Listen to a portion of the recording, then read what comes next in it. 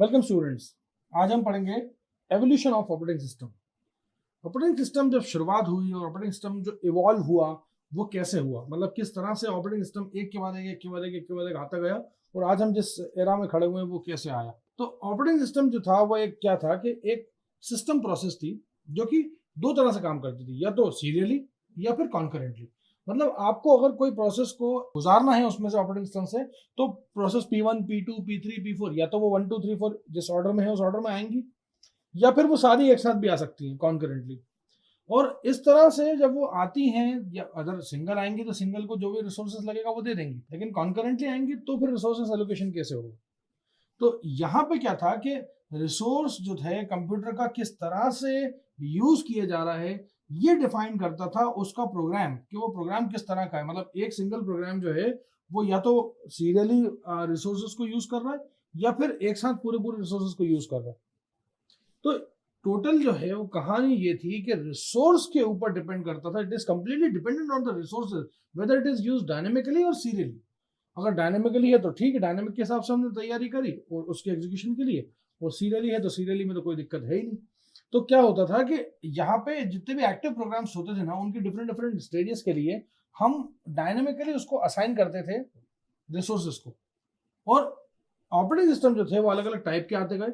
जो इस टाइप का ऑपरेटिंग सिस्टम था जिसके अंदर ढेर सारे प्रोग्राम जो थे वो रिसोर्सेज को इस्तेमाल करने की कोशिश करते थे, उनको हमने बोला मल्टी प्रोग्रामिंग सिस्टम्स।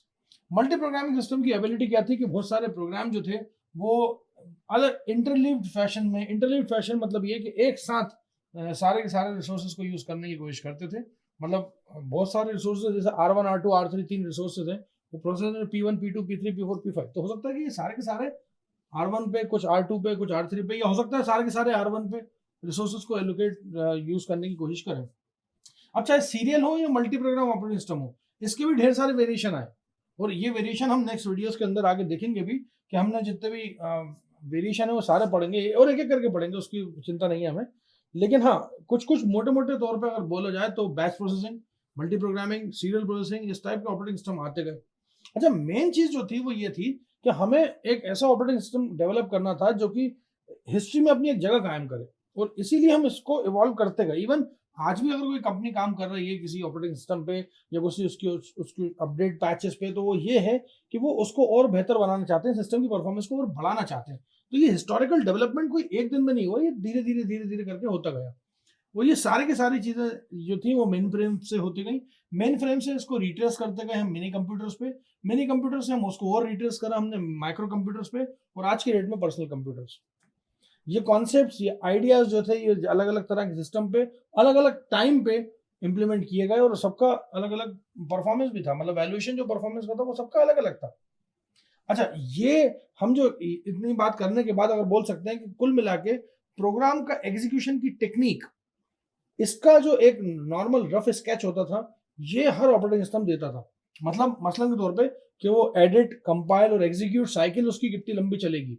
आप कोई भी ऑपरेटिंग सिस्टम लाएंगे तो उस प्रोसेस का आपको मिल जाएगा कि ये this process will take this much time in execution, अगर आप ये ऑपरेटिंग सिस्टम उसका एक्स ऑपरेटिंग सिस्टम यूज कर रहे हैं तो प्रोग्राम एग्जीक्यूशन के लिए सबसे जरूरी क्या था कि जितने भी सारे कंप्यूटर सिस्टम्स थे उनमें प्रोग्राम एग्जीक्यूशन को लेकर बात करेंगे। इवन हम भी जब आगे आके सेकंड थर्ड यूनिट्स में जाएंगे तो देखेंगे कि हम कुल मिला के प्रोग्राम एग्जीक्यूशन के पीछे पड़े हुए हैं, और यही मेन चीज थी इस पूरे एरा को आगे बढ़ाने की और ऑपरेटिंग सिस्टम को आगे की तरफ लेके जाने की।